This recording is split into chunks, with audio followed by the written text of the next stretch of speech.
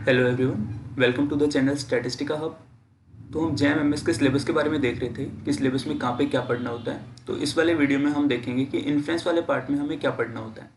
तो सबसे पहले समझते हैं कि इन्फ्लुएंस होता क्या है। सिलेबस के बारे में बाद में देखेंगे। तो अभी मैंने बोला था कि पीछे की जो 6 यूनिट थी, 6 यूनिट्स, वो आनी चाहिए तुम्हें इन्फ्लुएंस पढ़ने के लिए। उसके पीछे की रीजनिंग क्या होती है? प्रोबेबिलिटी के बारे में पता होना चाहिए, रैंडम वेरिएबल के बारे में भी पता होना चाहिए, स्टैंडर्ड डिस्ट्रीब्यूशंस भी पता होने चाहिए, सैम्पलिंग डिस्ट्रीब्यूशन भी पता होने चाहिए, और लिमिट थ्योरम।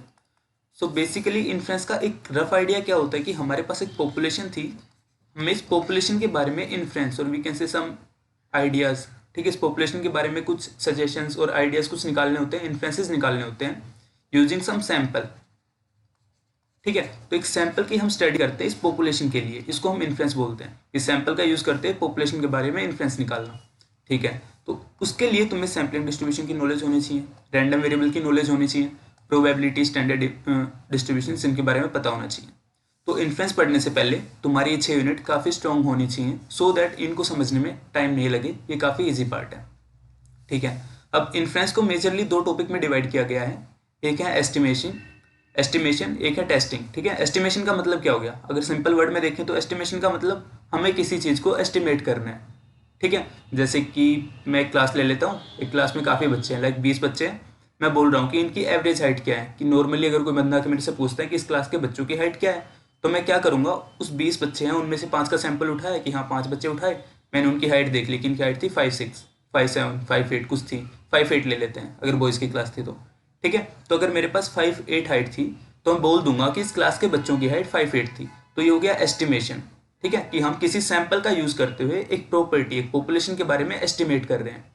ठीक है, सेकंड पार्ट होता है टेस्टिंग ऑफ हाइपोथेसिस। इसका मतलब एक पॉपुलेशन के बारे में हम कुछ बोलते हैं पहले, कि जैसे एक रैंडम बंदा आया, मैंने उसको बोल दिया कि इस क्लास के बच्चों की हाइट है 5.8। ठीक है, तो अब वो क्या करेगा, टेस्ट करेगा कि मैंने जो स्टेटमेंट बोली क्या वो स्टेटमेंट सही है या फिर गलत है, क्या उसको स्टेटमेंट को अप्रूव करना है या फिर नहीं करना। ठीक है, तो इसको हम टेस्टिंग बोलते हैं। तो इन्फ्लुएंस में हमारे पास ये दो पार्ट थे। अब देखते हैं कि इनमें हमें क्या पढ़ना होता है। ठीक है, तो सबसे पहले हम देख लेते हैं कि एस्टिमेशन में हमें क्या पढ़ना है। एस्टिमेशन, ठीक है, तो एस्टिमेशन की थ्योरी के बारे में देखते हैं। तो सबसे पहले हमें बेसिक आइडिया होना चाहिए किसके बारे में? पॉपुलेशन के बारे में। अब पॉपुलेशन के बारे में क्या हो गया कि पैरामीटर क्या होता है, एस्टिमेट क्या होता है, एस्टिमेटर क्या होता है।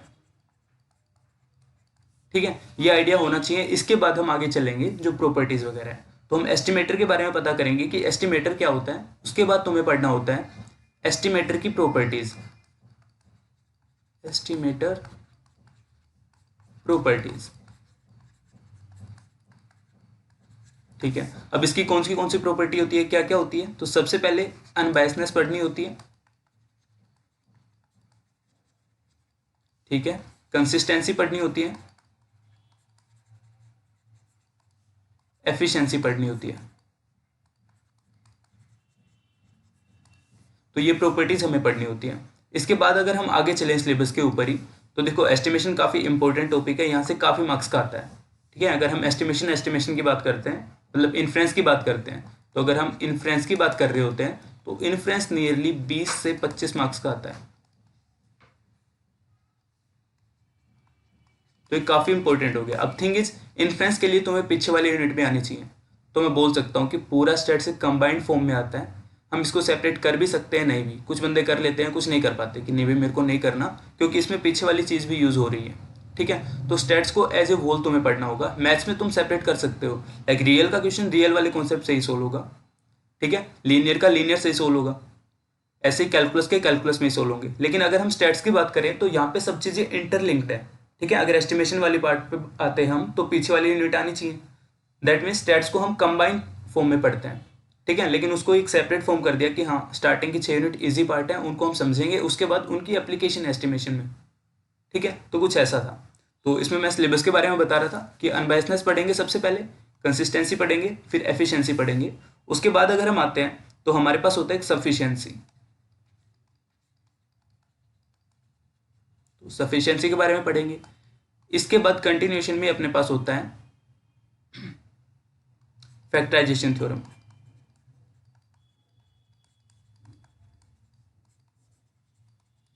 ठीक है, ये काफ़ी इंपॉर्टेंट है और काफ़ी इजी है। बेसिकली फैक्टराइजेशन थ्योरम का हम यूज़ करते हैं सफिशिएंट एस्टिमेटर निकालने के लिए। तो पहले हम सफिशिएंसी पढ़ेंगे कि सफिशिएंसी क्या होता है, फिर इसका अप्लाइड फॉर्म कि हाँ सफिशिएंट एस्टिमेटर निकालेंगे कैसे। ठीक है, उसके लिए हम फैक्टराइजेशन थ्योरम पढ़ते हैं। ठीक है, उसके आगे अगर हम बात करते हैं तो हमारे पास होता है MLE। ठीक है, मैक्सिमम लाइक्लीहुड एस्टिमेट। एक होता है MOM,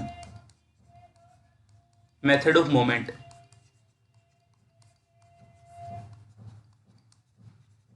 ठीक है, ये सब पार्ट हो गया इजी। ये वाला पार्ट जितना भी मैंने अब तक एस्टिमेशन की थ्योरी में बताया कि एस्टिमेशन वाले पार्ट में कुछ ये पढ़ना था, ये काफ़ी इजी पार्ट होता है। इसके बाद जो कंफ्यूजिंग पार्ट आता है जिसमें बच्चे पीछे रह जाते हैं या फिर समझ नहीं आ पाता, वो चीज़ें आती है सफिशिएंसी को कंप्लीट करने पे, मतलब सफिशिएंसी से आगे। तो बेसिकली सफिशिएंसी हम पढ़ेंगे सबसे पहले। ओके, उसके बाद हमारे पास एक कॉन्सेप्ट आता है कंप्लीटनेस का। तो हम कंप्लीटनेस पढ़ेंगे। इसके बाद हम पढ़ते हैं राव ब्लैकवेलाइजेशन।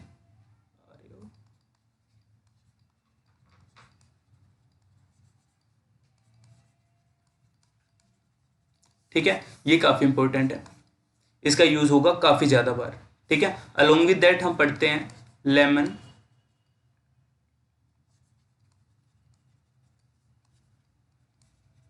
लेमन सेफे।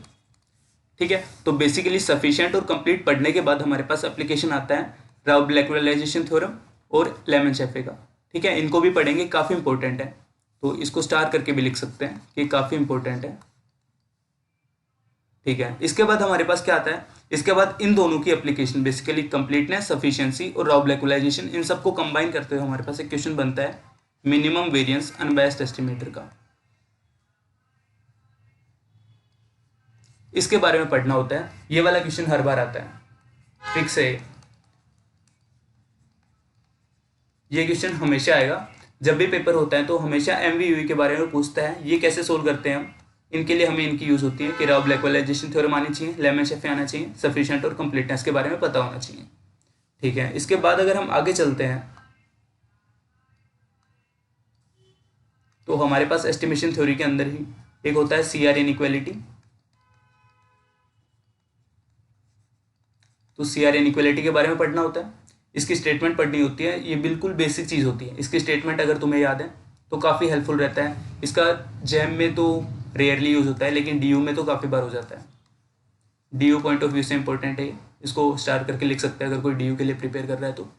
ठीक है, इसके आगे चलते हैं। तो इसके आगे हमारे पास एक CI कॉन्सेप्ट आता है, दैट इज कॉन्फिडेंस इंटरवल।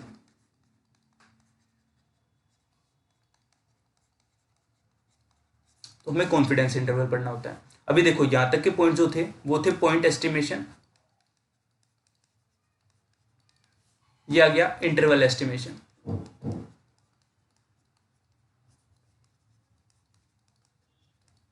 ठीक है, तो एस्टिमेशन थ्योरी हमारे पास दो पार्ट में डिवाइडेड है, एक है पॉइंट एस्टिमेशन, एक है इंटरवल एस्टिमेशन। पॉइंट एस्टिमेशन के अंदर हमने अभी देखा क्या क्या पढ़ना है हमें, अनबायसनेस पढ़ना है, कंसिस्टेंसी पढ़ना है, एफिशिएंसी पढ़ना है, सफिशिएंसी पढ़ना है, फैक्टराइजेशन थ्योरम पढ़ना है। ठीक है, MLE पढ़ना है, MLE maximum likelihood estimate, MOM method of moment estimate. ठीक है, इनके बारे में देखना होता है। फिर हमें कंप्लीटनेस के बारे में पढ़ना होता है, फिर सफिशिएंसी और कंप्लीटनेस को कंबाइन करना होता है, राव ब्लैकवेलाइजेशन थ्योरम पढ़ेंगे, लेमन शेफे पढ़ेंगे। इन दोनों का यूज़ करते हुए हम मिनिमम वेरिएंस फाइंड आउट करते हैं, जो हर बार आता है। तो इनको काफ़ी इंपॉर्टेंट चीज़ है, ये यहाँ पे जो स्टार करके लिखा है काफ़ी इंपॉर्टेंट, ये हर बार आता है, इसको समझना ही पड़ेगा। ठीक है, इसके बाद हमें CR इनइक्वालिटी के बारे में पढ़ना होता है। तो पॉइंट एस्टिमेशन में हमारे पास इतना ही पार्ट था। फिर आता है हमारे पास इंटरवल एस्टिमेशन, वहाँ पे हमें कॉन्फिडेंस इंटरवल जनरेट करने आने चाहिए। तो कॉन्फिडेंस इंटरवल जनरेट करने के लिए देखो, यहाँ पे एक सजेशन बोल लूँ तो मैं, जब भी CI के बारे में पढ़ो तो उससे पहले एक बार लार्ज सैंपल थ्योरी पढ़ लेना चाहिए, लार्ज सैंपल थ्योरी। ठीक है, तो ये हमारे पास था एस्टिमेशन थ्योरी के बारे में। अब आगे चलते हैं, हमारे पास पार्ट नंबर 2 जो इन्फ्लुएंस पार्ट 2 है, दैट इज टेस्टिंग।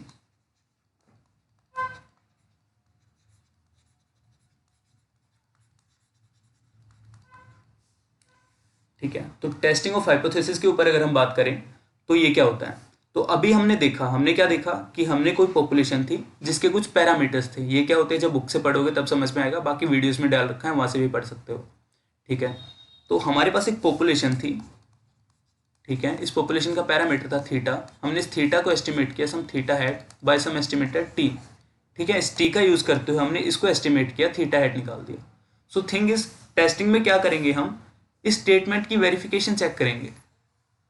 ठीक है, कि जो स्टेटमेंट मैंने बोली क्या वो स्टेटमेंट सही है या फिर गलत है। ठीक है, तो इसके बारे में हमें सबसे पहले क्या पढ़ना होता है, इसमें भी सेम बात है। सबसे पहले बेसिक कॉन्सेप्ट। ठीक है, तुम किसी भी बुक से पढ़ते हो तो वहां पे सबसे पहले बेसिक चीजें बताता है वो, कि हाँ भाई लेवल ऑफ सिग्निफिकेंस क्या होता है।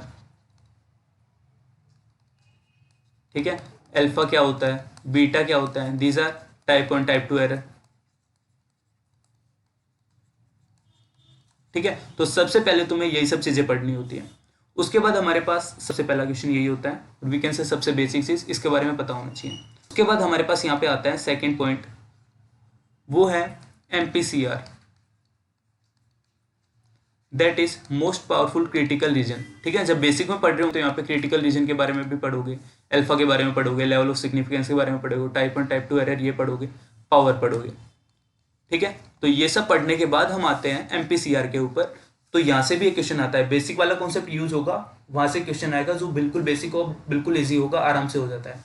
उसके बाद इनका यूज करते हुए हमारे पास एमपीसीआर का कॉन्सेप्ट आता है, हमें इसके ऊपर काम करना होता है। अब एमपीसीआर निकालने के लिए हमारे पास दो फॉर्म होते हैं। एक सबसे पहला होता है NP lemma, that is Neyman Pearson lemma, ये पढ़ना होता है। सेकेंड हमारे पास जो बचता है वो है एलआर टेस्ट। ठीक है, ये दो चीजें हैं जिनका हम यूज करते हैं एमपीसीआर निकालने के लिए। ठीक है, अब किस किस कंडीशन में वो तुम बुक से जब पढ़ोगे तब समझ में आएगा। तो सिलेबस में हमें कुछ ऐसा पढ़ना होता है टेस्टिंग के अंदर। तो टेस्टिंग बहुत सिंपल पार्ट होता है, यहाँ पे ज़्यादा कुछ नहीं पढ़ना तुम्हें, अगर तुम्हारे बेसिक स्ट्रॉन्ग है। ठीक है, बेसिक अगर स्ट्रॉन्ग है, मतलब तुम्हें पता है कि अल्फा क्या होता है, बीटा क्या होता है, पावर क्या होता है, level of significance, critical reason, मतलब तुम्हें एक अंडरस्टैंडिंग होनी चाहिए कि हाँ बुक में कहना क्या चाह रहा है, वो अंडरस्टैंडिंग है। उसके बाद ये दोनों अगर तुम्हें स्टेटमेंट भी याद है तो तुम कर पाओगे। अब मैं यहाँ पे फिर से एक सजेशन बोलूंगा, अगर तुम एलआर टेस्ट पढ़ रहे हो तो इससे पहले भी एक बार लार्ज सैंपल थ्योरी पढ़ लेना चाहिए।